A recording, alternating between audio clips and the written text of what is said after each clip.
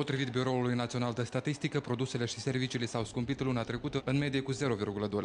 Cel mai mult în luna mai au crescut prețurile la fructe cu 4% și medicamentele cu 2%.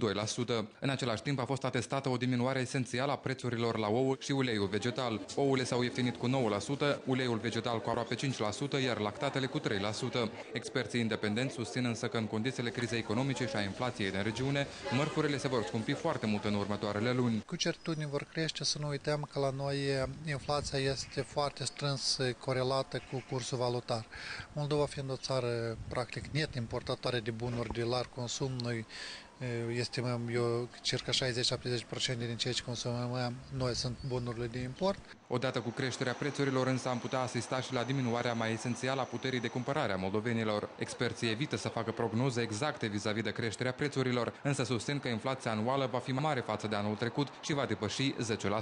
Acum noi vedem că consumul încă continuă a fi, cu toate că tendința de reducere a importurilor, care este baza consumului, în prezent este undeva aproape de 40%, dar consumul populației scade nu atât de repede, deoarece oamenii practică și mănâncă economie.